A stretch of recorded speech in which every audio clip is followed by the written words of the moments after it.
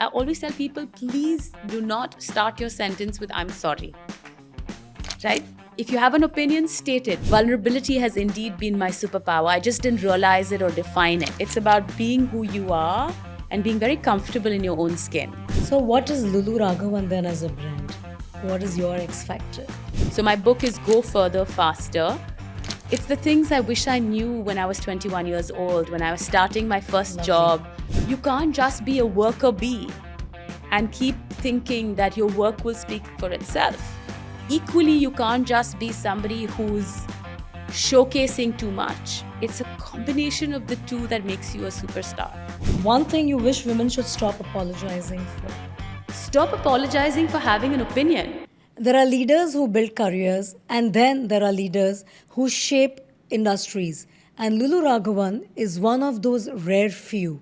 With reimagining brands we all grew up with, to writing one of the most practical books on career growth, to mentoring women and building platforms for meaningful change, her journey is layered, bold, and deeply intentional. But how does someone stay curious, relevant, and relentlessly driven after 2 decades at the top? Let's find out.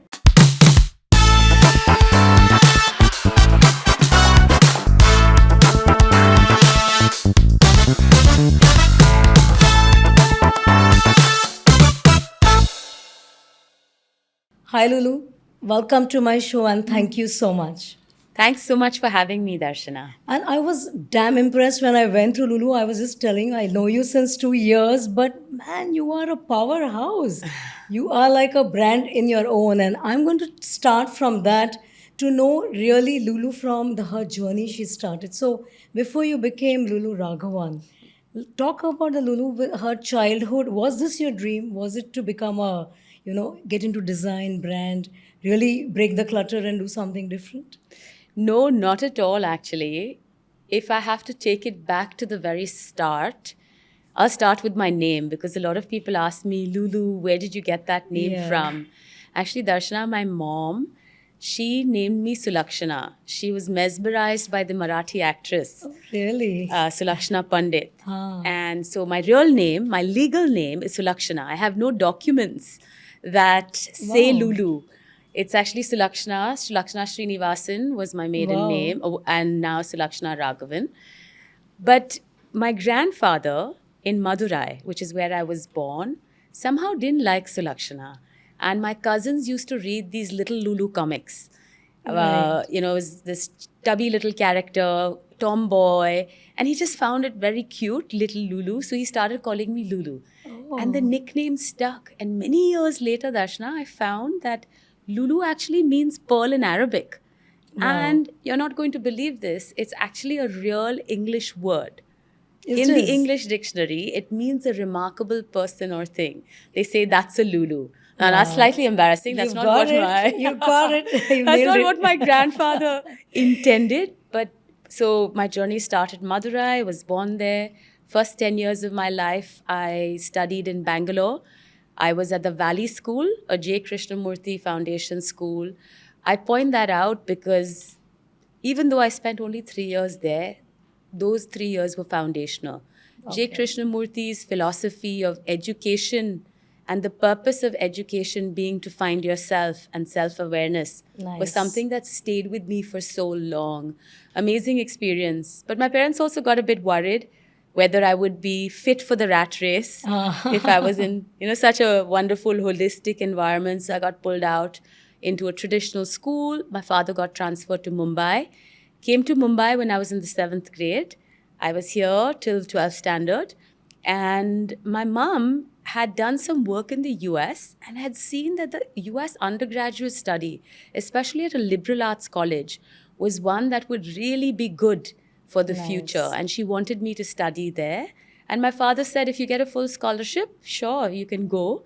Even though I'm an only child and from quite a conservative family, I must credit my parents for giving me that permission and freedom to go. I got into a college called Davidson, one of the top liberal arts colleges in the US in North Carolina. Got a full scholarship there and studied there for 4 years. And to come to your question, I actually studied economics and applied math. I was Wow. always, and I did science in school. So I was more in the science STEM field. Maybe I thought I'll be a consultant or an investment banker. And that's what was there at that In back that, then, right? we didn't know We anything didn't know else. anything, right? But I moved back to India after my undergrad because my mom was always against the brain drain. And she said, you must come back to India, you must live and work here. And when I came back, Darshana, I was struggling because just with an undergrad degree, you can't get a job in You can't banking get, and consulting. Yes.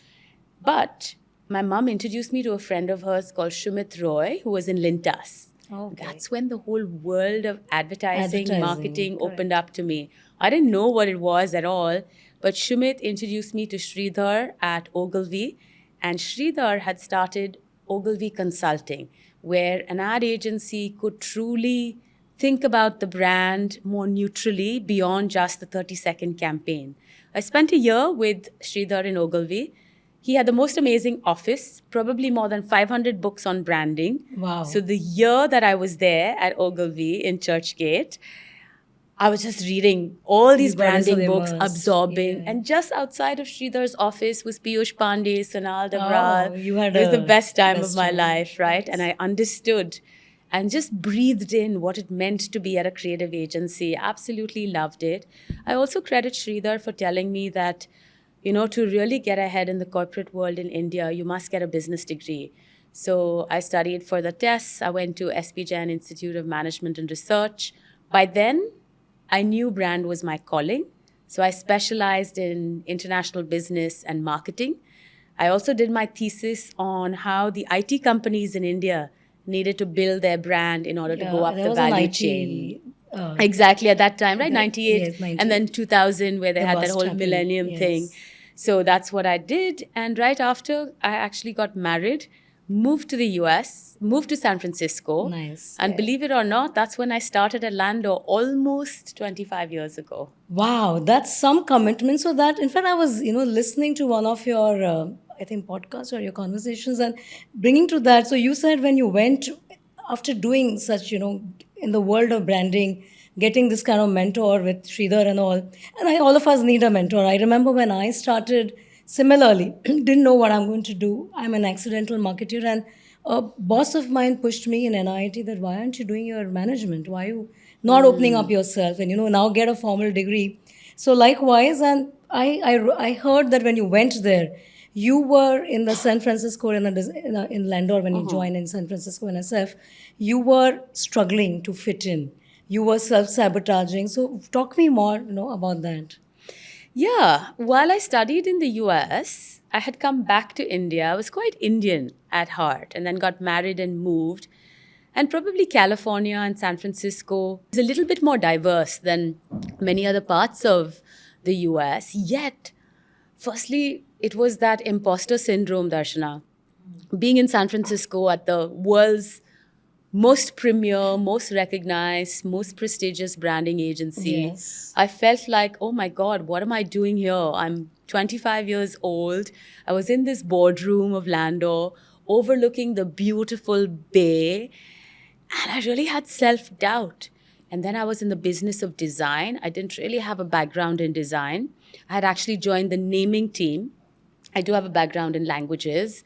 And somebody had convinced me that being in naming, you really learn client servicing, strategy, creative, and it's a very good foundation for growth. What is naming team? Like, do we have that in India? I've never heard. Yeah, we do. We've done lots of brand names in India. So in San Francisco, when I joined, we had 15 people dedicated to corporate and product naming and nomenclature Oh, really? for companies. Nice. It's big business big because of business. trademark reality. Okay. Companies find it difficult to develop and trademark brand names. Oh, so it's that a whole service. trade. Okay, It's that- a service. oh, So I wow. joined as a naming manager. Wow. Running naming That's different. programs. Yeah, very, very different. And so while I was in naming, the larger agency was design. And so fitting in, I started doing projects. From naming, I moved into more branding programs, more comprehensive programs. And at that point in time, interacting with designers, interacting with creative directors, giving my input or feedback, I was always on shaky ground because I didn't come from this design background. But I had to always remind myself that I was there for a purpose. My value add was my role, which at that point was naming, and that everything else I just had to absorb and learn and grow. And over time, I've picked up those skills, but But you you got have in to your remind balance. yourself Yeah. that you're there for a reason.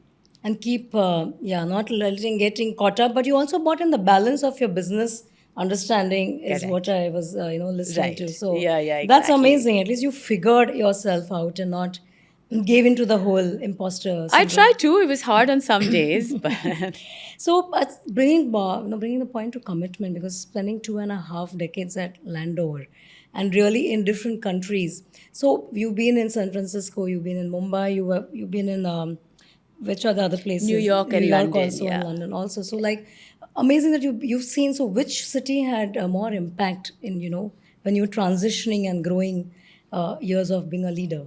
Most impact, I would say, probably New York. I was there only for a year and a half, but oh my, it's a high voltage city. That's Yes. where I got my hustle game on, right? It was really game on.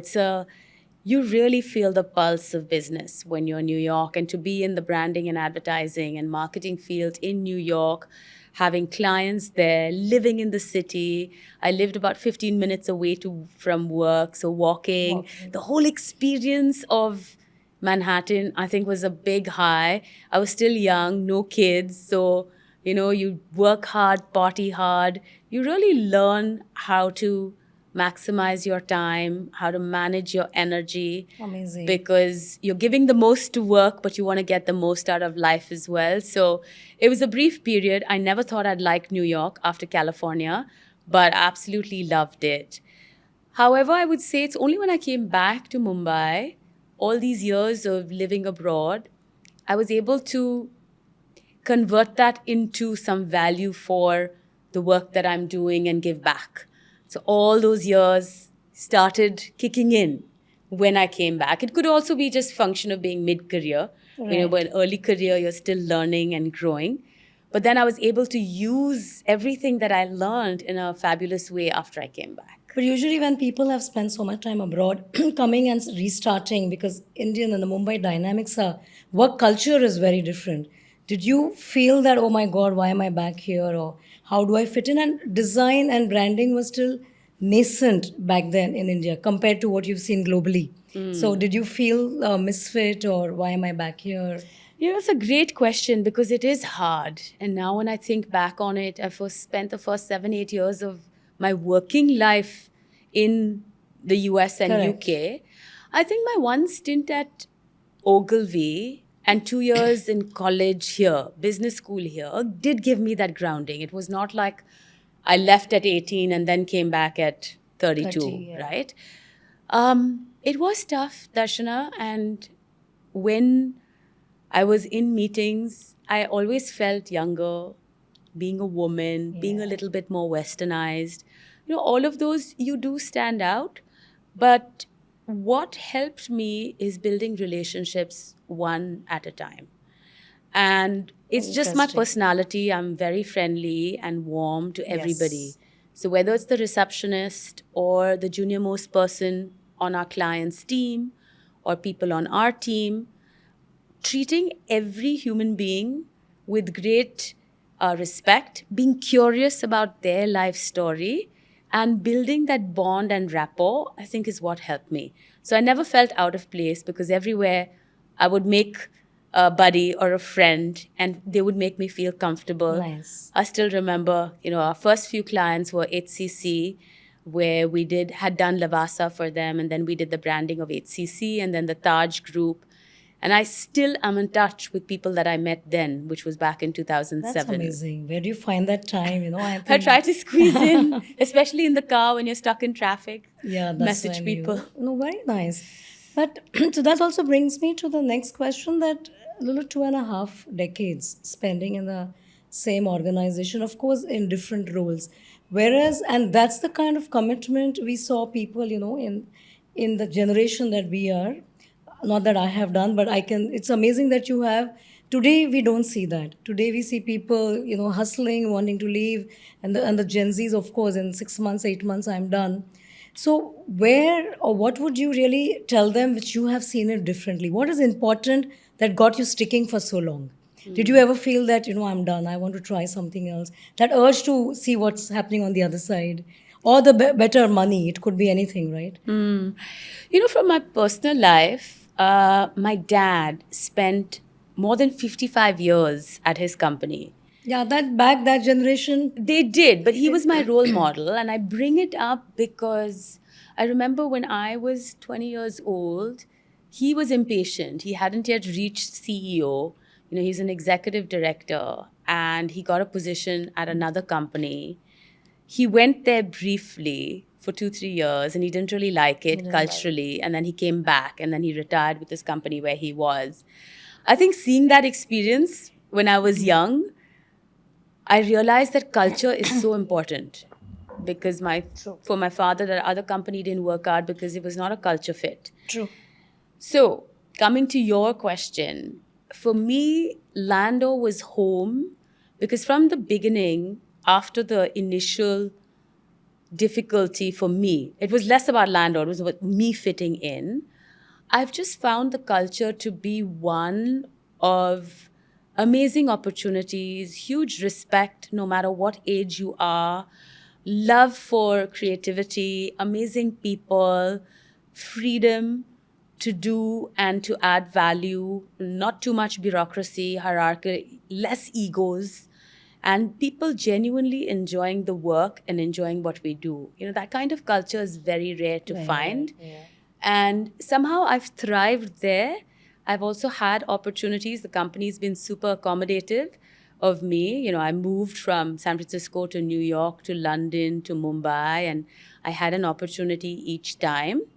And so part of me is very, very grateful. I know that's also not a concept that exists very much these days. And some people tell me, oh, Lulu, loyalty is very one way these days. You may be loyal to the company, but the company is never going to be loyal to you.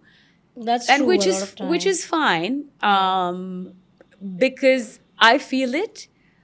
I've also felt very motivated. I feel valued. I feel like I belong. I feel like I'm contributing.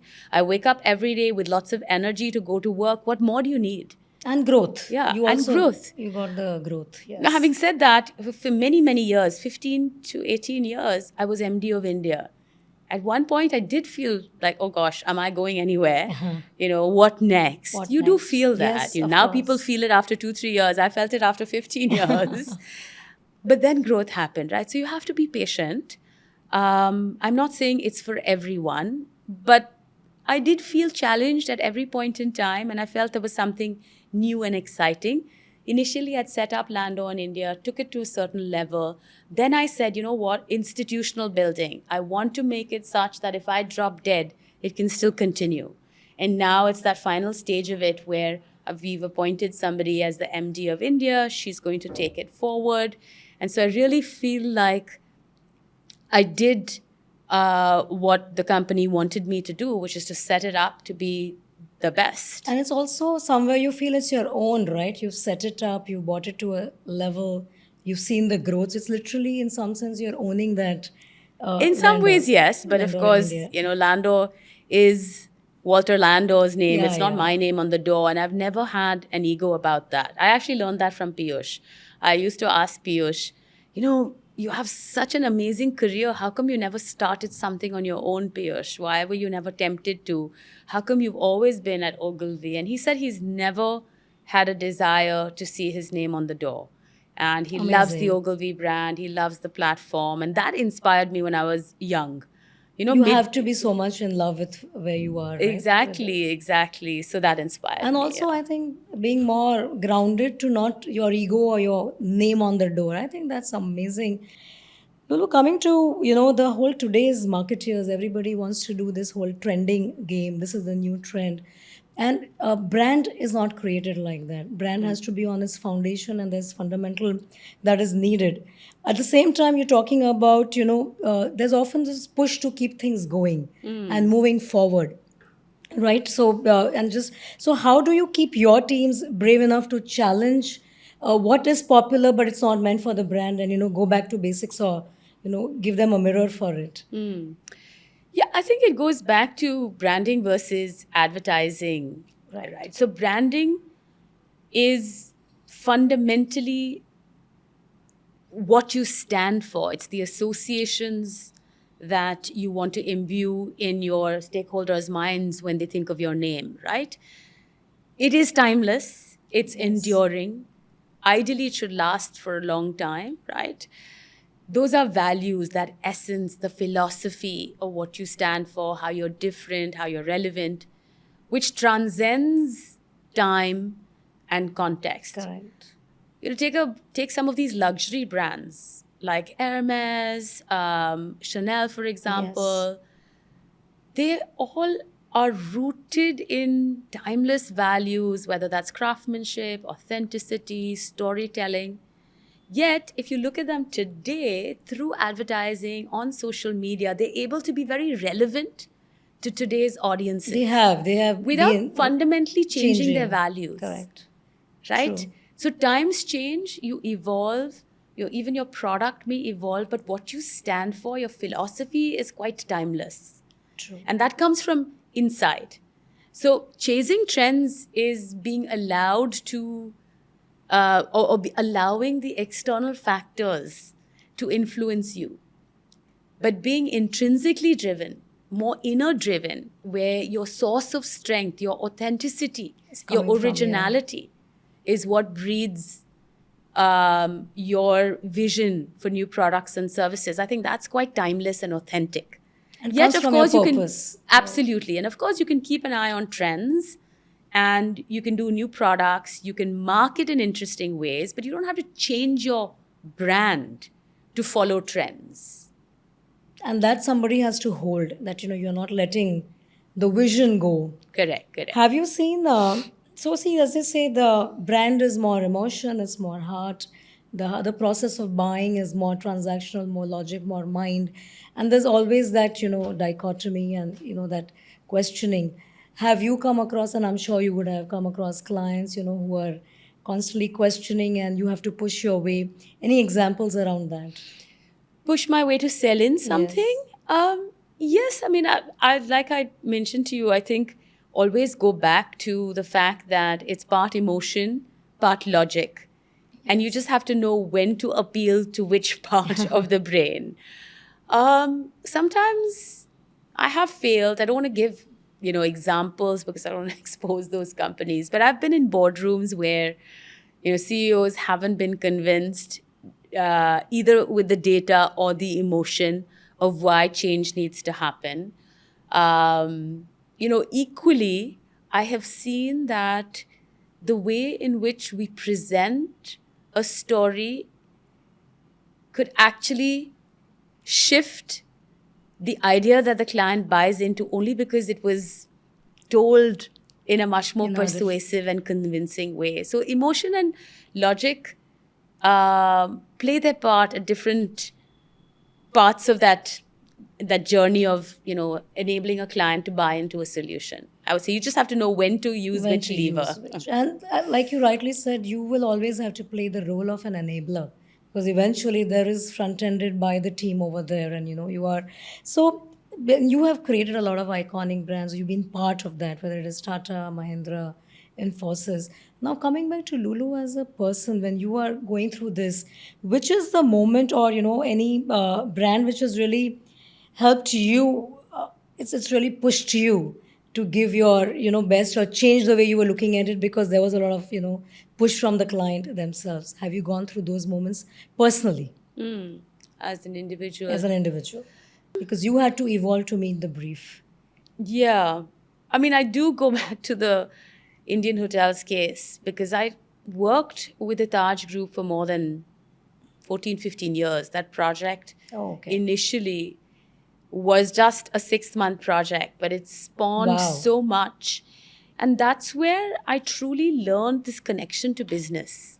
Even in the hospitality industry, brand architecture was intrinsically connected to average room rates and the way in which the business saw itself. So I would say that um, probably most challenged there, because it was a gigantic exercise for an organization to even pivot its Yes. structure to meet Yeah, a it new takes a brand lot. architecture. Yes. And I have to say, I engaged with Mr. Tata a few times, and he asked very challenging questions, which made us go back to the table to think through the purpose of the exercise, and reminded us that no matter how much you do from a defining the brand perspective, what's really important is delivering the brand, which is Delivery. customer experience. Correct. So I think my work with the Taj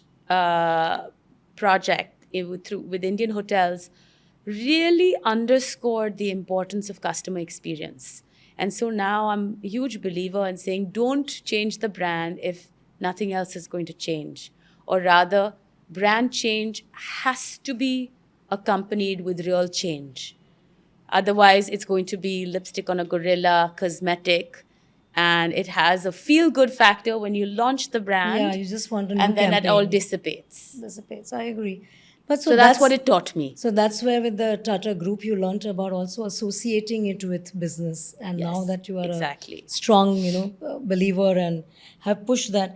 Coming to leadership, Lulu, you have spoken about how your leadership evolved from controlling to trusting over the years, and so what made you realize that shift? What did you go through that really made you do that, and how did you, because leadership is also constantly unlearning, because like brand leaders are also evolving with different times, different generation coming in. Yeah. So what got you to make that shift? I was in London and I had a come to Jesus moment with our former CEO, Jane Garrity. We were at a conference and she took me aside and she said, "Hey, how's it going? How are things in India?" Um, and, we were growing, but we probably were not at the scale that she wanted us to be.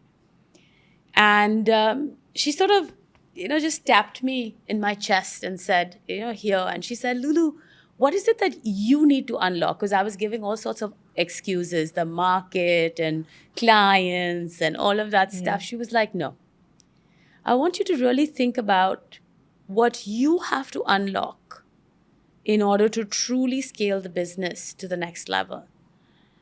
And at home, my husband was also telling me, "You're always getting in the way. You can't grow a business like this if you're managing everything.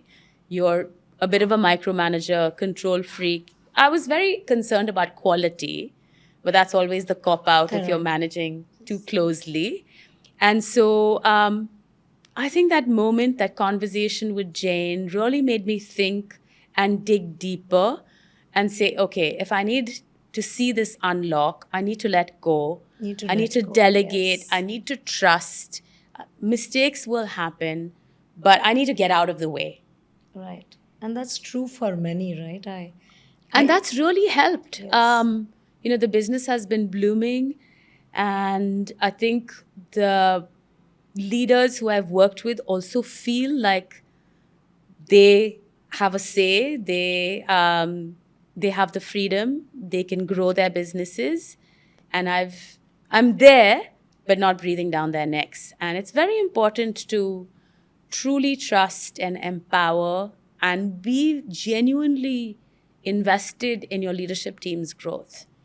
This is amazing. It's so much learning for me also, because yes, that need to control, it keeps coming, and I think I sometimes feel women leaders, and I'm not saying men are also not equally, that control, because we want it the way we are looking at things, and you have to allow and trust and let failures happen, but let them grow. I think it's a lot of learning for a lot of leaders who are there and not, and I hope they listen to this. Coming to women in leadership, so that's again, and you know how it is. It's not everybody says that women cannot get it all, they can't have it all. You have to balance, you have to compromise, we also have to balance our life at home. So I'm sure you must have gone through that challenge having two daughters and also managing such a demanding job.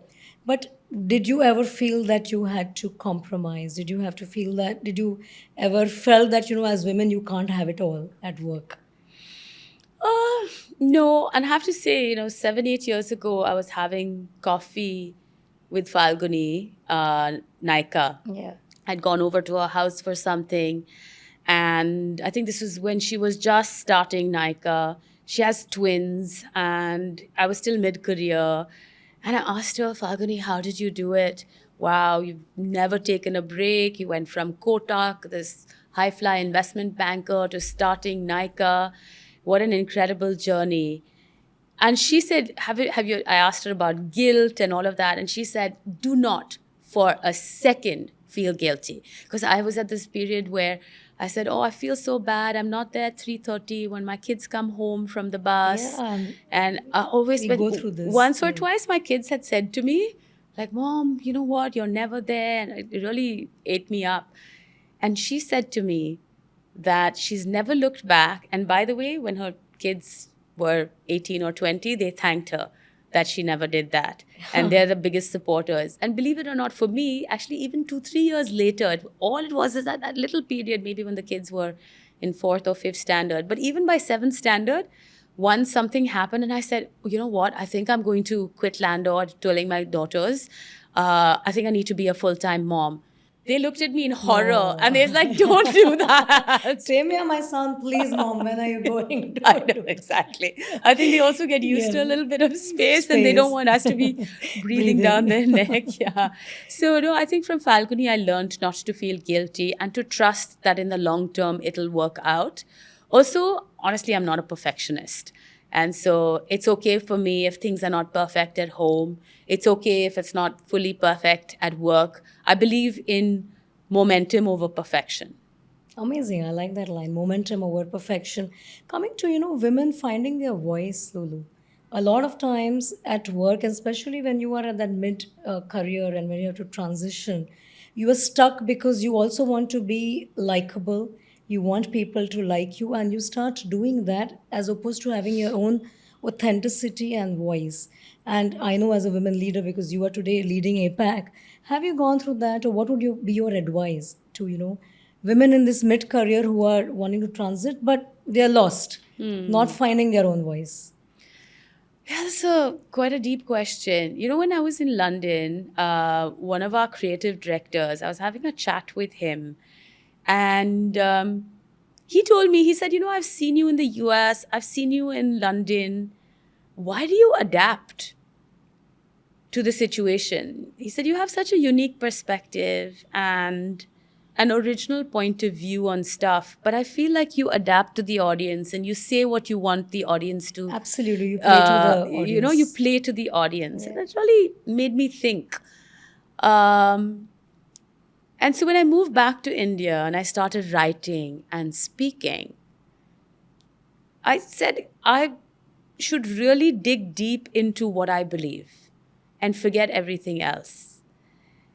And when I wrote the book, I had a writing coach. And one of the most important lessons that the writing coach gave me was don't do research on these topics that you're going to write about. Just switch everything off.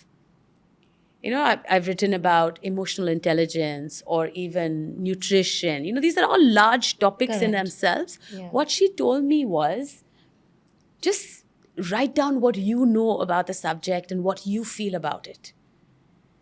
Nice. And that was very liberating for me, Darshana. And it's probably also because I had my newsletter. I've written before that I had a natural writing style, but that originality on that particular topic came from just shutting out what others were saying on the topic and saying, what do I think about it? So whether it was sleep, for example, which I've talked about, I get into what was my experience on sleep, what was I struggling with, what did I read and learn, and therefore what's my view. That What's your view? became Yeah. a little bit of a template for each of the chapters. But I think it worked for me because the last 30 years I've been reading a lot. And in my head, there were all these dots. And so when I shut out everything and said, okay, now what do I think about emotional intelligence or about kindness or about gratitude, it all just started flowing out. Flowing out in you. So it was Right? that So your that's how I kind of found my voice. But that's where your inspiration, because your book grow further faster, and it's amazing. I only when I went through your Instagram and I saw, my God, she's also written a book. This is amazing. Where did you get that inspiration from? You always wanted to, or People have told me a lot of times, hey, you write well, you should write a book. What am I going to write about? But in 2015, Rajesh Kejriwal had actually asked me to do a workshop on personal branding. And my colleague and I did it. And I found so much traction on it. And so I started doing a lot of workshops. And then I met somebody who was a former magazine editor, and I got his advice on whether I should write a book or not. And he said, Lulu, I think you should first cultivate a digital audience. I was like, oh, okay. I went away and started thinking about it. And that's when I hit upon this idea of, when I was talking about personal branding, I was telling everyone, first name, last name.com. That's the most important touch point, right? And then I was like, oh my God, luluraghavan.com. I don't have a website. I need to build a website. When I was building the website, And I I'm said, learning. yes, I don't want it to be about myself. I want it to be useful for others. So I said, okay, I'm going to make it a resource for those who are interested in using brand for personal legacy. That's how this whole concept of newsletter started. When I started the newsletter, I said, you know what? I don't think I'll be able to talk about personal branding day in and day out. Yeah. Let me connect it to personal growth, because how you grow is a component of who you are, which is your Correct. personal brand. That's how my newsletter started. And then slowly, I started getting an amazing feedback. I had over 1,000 people subscribe, not that much, but still it was good for No, me. that's amazing. I was yeah. writing every Sunday for more than 120 weeks. And why, in this course of this, halfway through, Pavitra, who is our design director, she said, Lulu, the time is going to pass. Everybody and their mother has a book. Where's your book? And initially I thought, okay, maybe it's a compendium of my newsletters, but that felt like the lazy way out. So then once I was on a flight from Delhi to Bombay, literally I did a storyboard of a pitch for my book. And I still have it because, I think strategically. I put the name, I kind of sketched a cover, I even put what people You would started say from about the design. book. Yeah. And then the You contents of visualized it, it. Yes. visualized it fully. Yes. And that's how it started. But I decided that I'm not going to write about personal branding. It had to be much more substantive than that. And I felt this combination of professional growth, but also projecting your personal brand was a good one. So my book is Go Further, Faster. It's the things I wish I knew when I was 21 years old, when I was starting my first Lovely. job with Sridhar at Ogilvy. If my parents had gifted me this book, maybe I would have achieved a lot more success earlier in my life. But I would urge all my listeners to please look out for Lulu Raghavan's book, Go Further, Faster, and I'm also going to read. Because I will send it to you. Yes, I because should it's have brought it today for Yeah, you and Muskan. I'm sorry. we could have had it. I have it because I was amazed. I said, wow, she's also written a book. But coming back to, the whole women in leadership, what are the couple of two or three invisible barriers that, women still face in the corporate life today?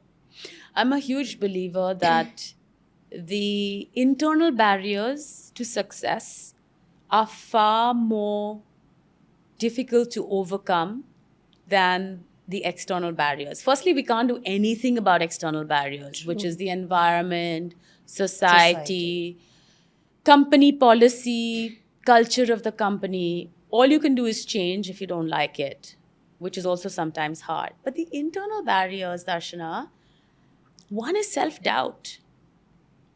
Yeah, well said. We doubt ourselves all the All the time. time, We I doubt agree. whether we are valuable or not. I'm a huge believer that we all have talent. We should believe in our inherent worth. Believe in ourselves. Believe yes. in ourselves, right? I think that's the first thing. Yes. It sounds really easy to say, but a lot of women, we don't believe in ourselves. Because we're conditioned. True, I agree. Exactly, right? So that's one. Second, sometimes we don't believe that what we're saying has value. And You so know, we so that's don't why we have a say, I'm voice. sorry, I don't know if this makes sense, but I always tell people, please do not start your sentence with I'm sorry. Right? If you have an opinion, state it. We will judge in our minds whether it's good or bad. Firstly, you shouldn't judge. But Yeah. I just think we always say, I'm sorry, I don't know if this is correct. I'm sorry if I don't know if I should So speak. true. And Don't do that, right? have your That's voice. a Yeah. barrier because then Correct. people see you as a weakling. Weekly. If you Yes. start a sentence with I'm sorry, Yes. right? That's another barrier. And then I would say that we're also, in some ways, too hard on ourselves, where we say, oh, you know what? I don't think I'm going to go for that job because I don't think I have all of the qualities. Yes, I don't A feel. man, on the other hand, even if he has 20% of it, will go for it like he's the perfect candidate for the job. And I don't mean to stereotype, but I think there is a hesitance that we have Within as us, women yes. on whether it comes back to the am I good enough? Yes. You know, am I really worth it? I think those are some of the internal barriers. And then the self-talk.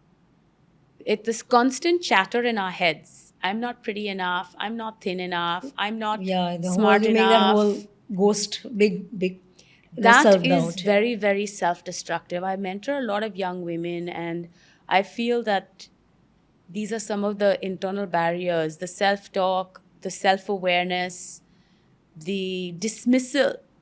And then also on the flip side, the hesitancy to talk about your achievements. I think Google has done a fantastic job, Darshana, of creating this program called hashtag I am remarkable. And there are hashtag I am remarkable coaches that help you get over your hesitancy to talk about your achievements. About your achievements. You know, you can't brag, but you have to make them visible. Correct. One of my favorite authors, Adam Bryant, he's written a book called Leap to Leader, which I also recommend for anybody who's moving from being an individual contributor to a leader. In that, he talks about how you can't just be a worker bee and keep thinking that your work will speak for itself. Equally, you can't just be somebody who's showcasing too much. It's a combination of the two that makes you a superstar. So the stars in the organization are those that have contributed, but who have equally are known and visible. In fact, yesterday somebody was telling me, even when they're hiring for CEOs, somebody may have a great track record, but if nobody knows Nobody him or knows. her, Yes. you're not going to get the job. I So could building absolutely up your buy. profile is important. Absolutely. I buy your point, absolutely.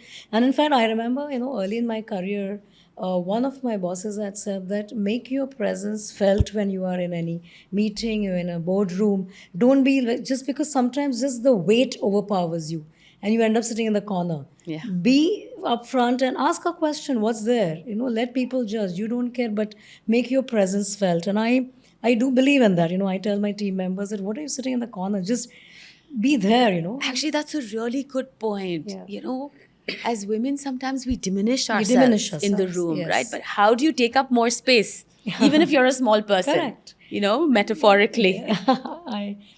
Amazing. So, coming to Lulu as a personal brand, and I like this journey that from creating brands to really helping. And you are a personal brand. You have a newsletter. You've done your TEDx. You've written a book, and you do so many. You're out there. You put your profile out there. What should people do? Are there 2, 3 things that when people want to start in this personal branding, they should just do these things right? I think first go in before going out, which means really have a good sense of your X factor, Right. your onlyness. What is it that only Darshana does? Or what is it that embodies you, which is special, which is unique, which is different?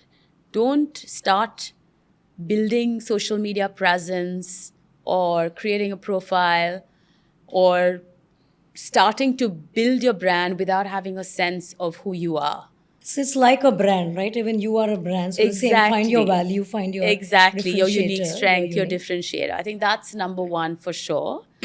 I do think it's important to invest in a professional photo shoot. Yes. Sometimes a photo Nice. says a lot. Yes. And sometimes we don't pay attention to this, but it makes a difference wherever your profile is, whether it's on your resume that you put, sometimes if you're building your website, I think that's important. And then the third thing I would say is be very intentional about your words. I am a huge believer that words carry a lot of weight, Agree. especially as a leader. So the words that are attached to your brand on social media, how you speak, how you respond even to comments on LinkedIn or Instagram, all of them leave a footprint about brand you. So those are the three things I would say. Firstly, discover your X factor and your personality, which then sets the tone of how you'll build your personal brand. I would say invest, some low-hanging fruit is invest in a professional photo shoot. It'll make a world of difference. And three, I would say audit your words and the tone of how you speak, either in person, if you're meeting your clients or meeting your colleagues, or online in terms of how you articulate your thoughts. Very, very important. Words matter. Words matter. So, what is Lulu Raghavan then as a brand? What is your X factor? I did this exercise, again, going back to my former CEO, who is a huge believer that it should be two words, and the two words have to have some tension between them because it really creates interest. Wow. And it's harder than you think, Darshana. Oh my God. Two it took words and me- they need to have tension. Yeah, I'm yeah, learning. yeah. So, she talked about her X factor as fast intimacy Wow. in the professional context. I love it. It really opens up someone and you're able to connect with them and get something out of them. And after having set the bar so high, I was like, oh my God, what am I going to create? And it actually took me a while. It took me more than 6 months. Imagine being a brand strategist, it took me so long. But I've talked about it in the book. What I came to for my X factor, being a brand evangelist, is this notion of gentle force. Gentle force. Gentle force. So force is very much that energy, that drive, that leadership, that vision, that momentum. But I do it in a way that's kind, graceful, patient, compassionate. And so for me, in some ways, those are opposing forces. Opposing, yeah, the tension. Tension, but it's a gentle force which I feel defines me as a leader. Lulu, wow, you've got me thinking. I'm going to go and spend time that what is my brand and what am I really, doing? It's interesting. Lots of learning, Lulu. Thanks. And coming to this whole vulnerability and leadership, you spoke about that in your TED talk also. And I know it is important today to be vulnerable and to showcase because that really gives your team to come and, talk, gives them the freedom. It brings out the creativity.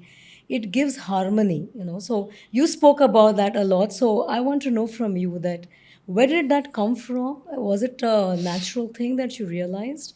Because like you said, all of us have grown in a style of controlling. Vulnerability was actually not allowed. It was really Yeah. not No, part no, of not at all. Society. I just realized writing my newsletter and then writing my book also. And my dad was the first one to tell me, he was a bit horrified. He was like, I can't believe how honest you've been in the book. And even with my newsletters, people would say, oh, wow, you shared something, quite personal. I realized that I wasn't scared. I was happy to share it. I didn't feel embarrassed. And actually, that was a authentic. strength. It was your strength, authentic. yeah. And, Nice. somebody in my organization had started talking about brands and vulnerability and how it's valuable. So then I started connecting the dots.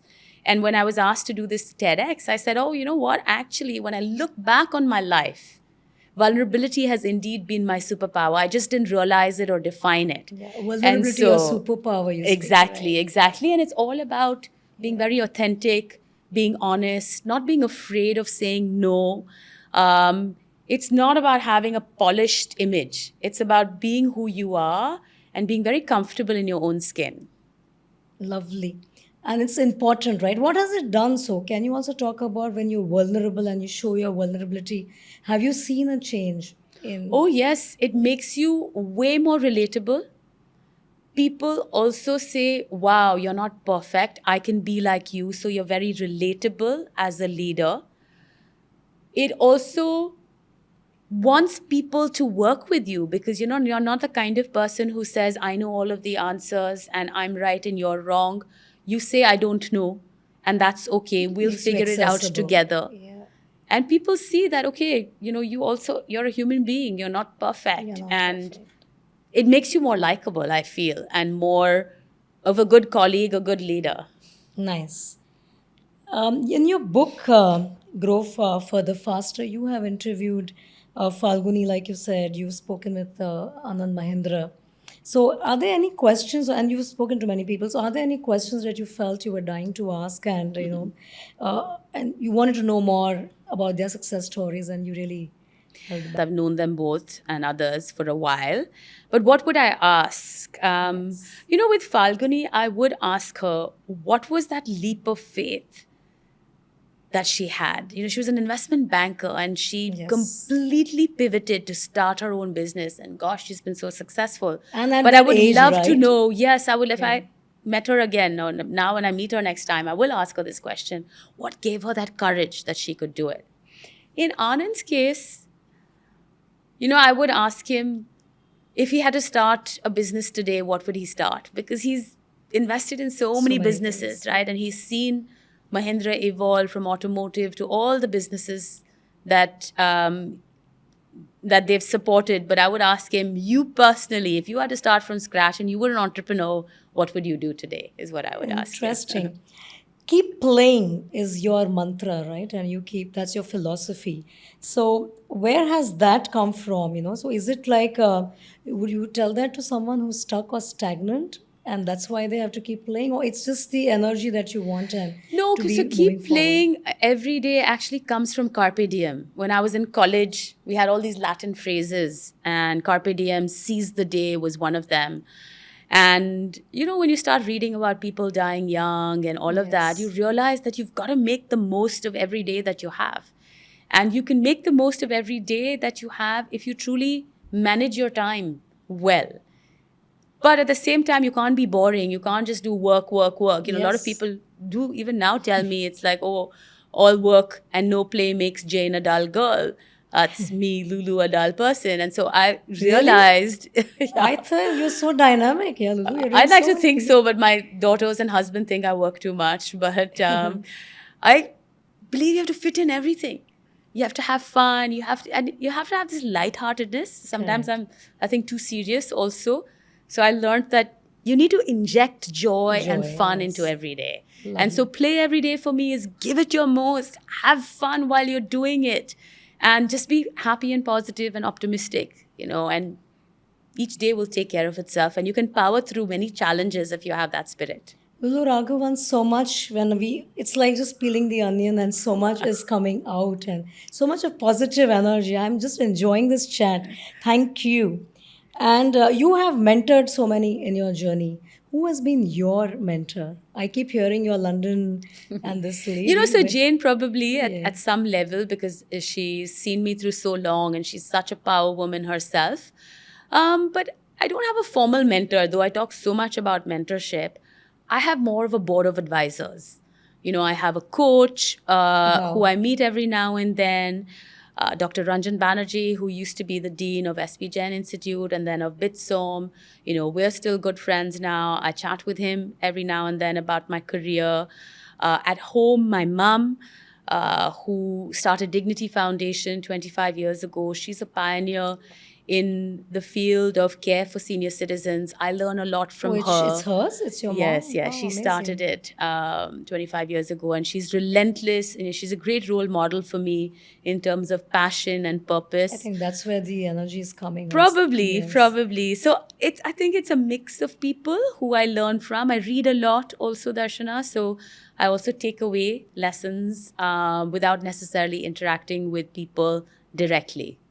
And this is something, I echo with you because when I go for mentoring to women, in the leadership roles, to have your ecosystem, both. One is what you spoke about, having coaches, people who keep, and it's not just one, it is multiple.